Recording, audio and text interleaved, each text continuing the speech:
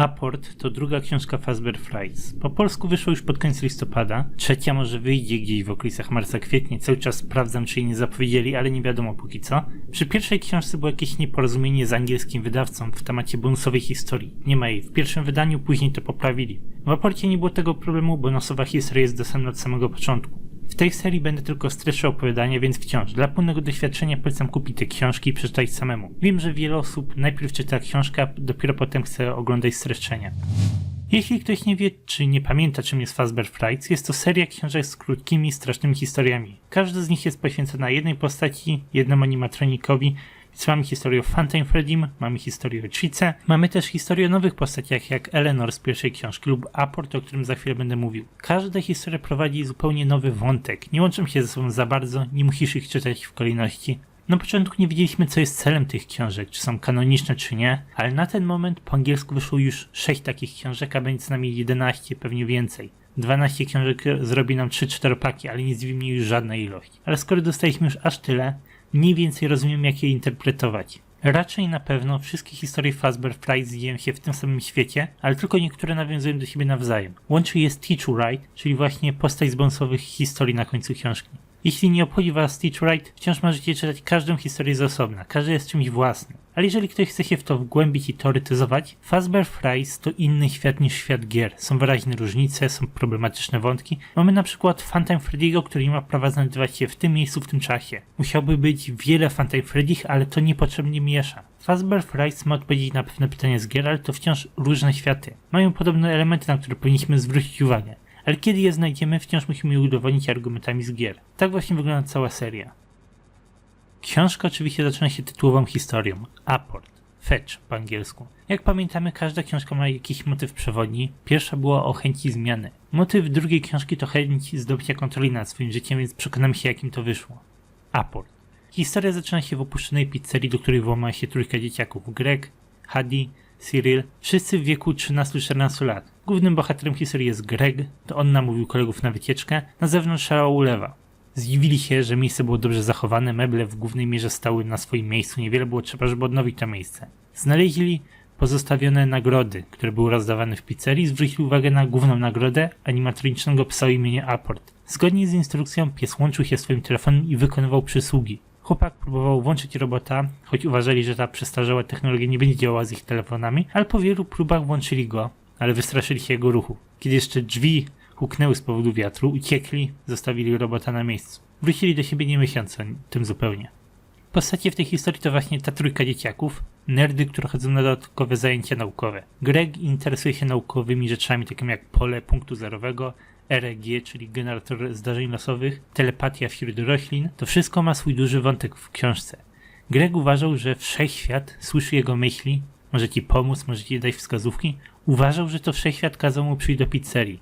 Hadi i Cyril są w głównej mierze tłem historii. Ich osobowości są ważne, jeżeli czytasz książkę całą, więc pominę ich w streszczeniu. Greg nie lubi swojego ojca, ale jego miejsce zastępuje wuj Dare, pomocny, przyjazny. Był dziwny, a to doprowadziło go do sukcesu, co rozłościło ojca Grega. Uważał, że taka osoba nie zasługuje na sukces. Dare ma swój magiczny palec szczęścia, czyli żart pomiędzy nim a Gregiem. Kiedyś powiedział, że swoim magicznym palcem zdobędzie nagrodę z automatu i to zrobił. Na zajęcie dodatkowe chodzi też Kimberly, w której Greg się podkochuje. Oboje są geniuszami, ale nie mają ze sobą kontaktu. Greg stresuje się w jej obecności. Mamy też sporo epizodycznych postaci. Rodzice, nauczyciele, koledzy z klasy, pani sąsiadka, ale to epizodyczne postacie. Wątek zaczyna się na poważnie, następnego dnia po wycieczce do pizzerii. Aport zaczął wysyłać Gregowi SMS-y. Najpierw dzieciak myślał, że koledzy się z niego nabijają, ale tak nie było i trochę się przestraszył. Przerażała go myśl, że jakiś nieznajomy widział ich w pizzerii i do niego pisze, ale jeszcze bardziej przerażała go idea, że nikt go nie wkręca i Aport rzeczywiście zaczął pisać. Potem przekonał się, że to rzeczywiście Aport i zaczęli wysyłać sobie SMS-y. Aport aportuje. Najpierw aportował, czyli przynosił informacje, nawet jeżeli Greg pytał o kogoś innego. Wysyła SMS, żeby ktoś przetłumaczył mu zdanie na hiszpański, ale ten przez chwilę nie odpowiada. Aport odpowiada pierwszy. Gdy Greg szukał informacji na różne rzeczy, pies aportował linki do pomocnych stron. Było to dziwne, ale użyteczne. Dla Grega było to bardzo fascynujące. Był to dla niego eksperyment. Zapisywał SMS-y, które otrzymał od Aporta. Robot mówił dużo dziwnych rzeczy, miał poczucie humoru, ale dbał o Grega na swój sposób. Potem zaczął aportować rzeczy. Pierwszy aport, Greg poprosił mamę o batonika przez telefon, ale mama się nie zgodziła. Aport załatwił, żeby batonik znalazł się jednak w koszyku i mama Grega nieświadomie go kupiła. Drugi aport. Greg zakopał parę dni wcześniej w ogródku plastikowego pająka i powiedział przez telefon komuś, że chce go odkopać. Aport zrobił to za niego, choć nie mógł mieć pojęcia, gdzie ten pająk był rzeczywiście schowany. Po tej dostawie Greg wyjaśnił całą prawdę swoim przyjaciołom. Co zabawne, Aport proponował przekąski na spotkanie, a kiedy rozmawiali o nim w negatywny sposób, wysłał im złośliwy uśmieszek, że niby jest tego całkowicie świadomi i wszystko mu jedno. Greg postanowił nic z tym jednak nie robić, bo wciąż uważał to za eksperyment. Chciał dowiedzieć się więcej, chciał nauczyć się kontrolować tego robota. Trzeci aport. W drodze do domu Grega zaatakował agresywny pies sąsiadów. Greg obronił się, ale powiedział znajomemu przez telefon, że go to przeraziło. Następnego dnia zwłoki tego psa leżały koło jego roweru. Pierwsza taka poważna dostawa. Musiał wrzucić go w plastikową torbę, przerzucić przez ogrodzenie, żeby nikt się nie zorientował. Dzieciaki wrócili do pizzerii i odkryli, że Aporta tam już nie ma. Nie było to nic odkrywczego i Greg sam nie do końca wiedział, co chce zrobić, jak robota znajdzie. Wyprawa była bezowocna. Podczas drugiego wtargnięcia do pizzerii dzieciaki weszły do pokoju, w którym znajdowały się 4 roboty. Nie były podane ich nazwy czy nawet cechy szczególne, ale domyślamy się, jakie to były roboty, co to była za pizzeria. Greg zaczął już bać się całą sytuację, bo na przykład poprosił kolegę z klasy o pomoc i zorientował się, że Aport może źle potraktować brak odpowiedzi. Może skrzywdzić kogoś, kto będzie przeciwny Gregowi. Pojechał do tego kolegi, Manuela, i zamknął w ten sposób sytuację. Greg prosił wszechświat o to, by w projekcie szkolnym połączyli go z Kimberly i udało mu się to. Spotkali się, porozmawiali, mówili właśnie o punkcie zerowym i o proszeniu wszechświat do rzeczy. Kimberly wyraziła swoje wątpliwości. Takie projekty mogą według niej przypominać uczenie małpy kierowania samolotem. Zanim małpa nauczy się go kontrolować, rozbije się. Tak samo też było w sytuacji Grega, w sytuacji Aporta. Czwarty aport. Greg dużo myślał o przyszłości. Słyszał historię 13-latka, który zarobił fortunę. Gdyby sam odniósł sukces, założyłby laboratorium i w spokoju badał Aporta. Nauczyłby się go kontrolować. Chciał poprosić swojego wujka o pomoc, ale że był głupi, było późno, nie myślał trzeźwo, napisał w SMS-ie: potrzebuję twojego magicznego, szczęśliwego palca. I poszedł spać.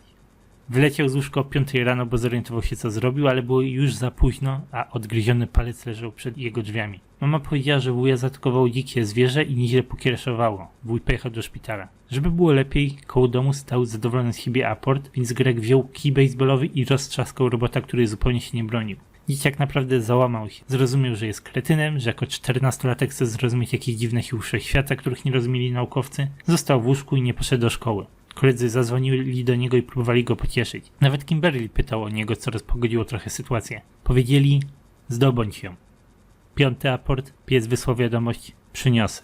Robota nie było już na zewnątrz. Robot został uszkodzony, na miejscu zostały śrubki i inne małe części, ale głównej części robota już nie było. Główna część wciąż żyła i była niebezpieczna.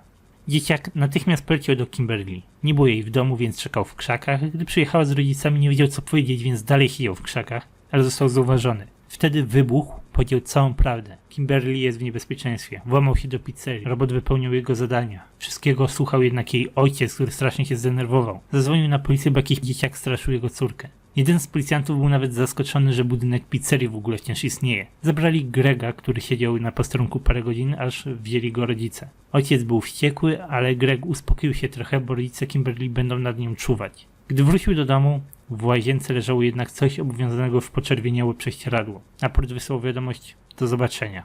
Koniec historii. Niestety aport nie ma dobrego zakończenia, ale przynajmniej historia doszła do punktu kulminacyjnego. Nie udało się uratować Kimberly, ale to nie jest coś, co może ukryć, przerzucić za ogrodzenie. Z tego miejsca pójdą już gdzieś do przodu w temacie aporta. Raczej nikt nie uwierzy w robota, ale uznaje, że jakiś niebezpieczny człowiek obrał sobie Grega za cel. Możemy mieć tylko nadzieję, że to naprawdę koniec tej historii. Aport jest w pewnym sensie dżinem. Dżiny spełniają każde twoje życzenie, ale w naprawdę najgorszy możliwy sposób. Musisz je dobrze doprecyzować, bo zostanie opacznie zrozumiane. Greg chciał zdobyć Kimberly, ale nie w ten sposób. W pewnym sensie robot jest klątwą, bo dżin odchodzi po 3 życzeniach. Ostatnie życzenie skierowane do dżina może brzmieć: cofnij moje poprzednie życzenia, na czym zwykle kończyły się takie historie. Nie wspominałem tego wcześniej jakoś bezpośrednio, ale Greg próbował powstrzymać Aporta. Chciał, żeby robot go całkowicie słuchał i wypełniał tylko zadanie, które mu specyficznie zlecił, ale to nie działało. Aport był taką naprawdę wredną klątwą, której nie można było się pozbyć. Choć zastanawiam się, czy można było jakoś zapobiec całej tej sytuacji. Nie wiemy, czego konkretnie próbował Greg, ale ja na pewno próbowałbym nadpisać zadanie Aporta. On idzie zdobyć Kimberly, a ja mu mówię, że bardziej potrzebuje, żeby mi zdobył coś niegroźnego. Ale nawet jeśli nie to, Wydaje mi się, że Greg mógł uratować Kimberly, kiedy do niej przyjechał. Powinien był samemu ją symbolicznie zdobyć, zaprosić do siebie, może po prostu przyjść do niej z wymówką, że nie był w szkole, albo że muszą zająć się projektem szkolnym. Oczywiście nie wiem, czy to by wystarczyło, ale miałoby to jakieś szanse powodzenia. Jeżeli chcielibyśmy stworzyć sobie z tego jakiś większy świat, połączyć różne historie ze sobą, jest wiele różnych pizzerii Freddy'ego i najwyraźniej dużo z nich ma związek z nadprzyrodzonymi rzeczami. Pizzeria Apporta to nie jest to samo co pizzeria w Pułapce, którą ktoś odkupił i zmienił w Jeff's Pizza. Apport nie daje nam żadnych wskazówek, nawiązań, które mogłyby sugerować nam coś w grach. Na siłę można powiedzieć, że Apport jest z serii tych historii, które pokazują możliwości duchów. Pokazują, że w odpowiedniej sytuacji, w odpowiednim ciele duch może zrobić naprawdę dużo paranormalnych rzeczy, może być potężny, może być niebezpieczny. Tak samo jak Eleanor, która kroiła bohaterkę na części, choć nikt nie był tego świadomy. Apport robi znacznie mniej niż Eleanor, ale też jest niepowstrzymany. Jak silny jest, jak szybki. Ile zajęłoby mu aportowanie pamiątki z drugiego końca świata? Czy Apport mógłby okazać się na przykład bronią militarną? Ciekawy temat. Nie jest do końca wyjaśnione, czym Apport jest, bo to nie jest taki zwykły duch, zwykła ofiara. Apport jest potworem ze złośliwym poczuciem humoru. Wiem, że ten temat będzie jeszcze szerzej omawiany w następnych książkach, więc trochę za wcześnie, żeby wyciągać konkretne wnioski. Ale z Apporta to tyle. Dziękuję wam za oglądanie, spróbuję się bardziej streszczać z tymi książkami. Naprawdę zachęcam was do przeczytania Apporta osobiście, jeżeli podobają wam się takie klimaty, a jeżeli macie jakieś dodatkowe przemyślenia, jak zawsze zapraszam do komentarzy.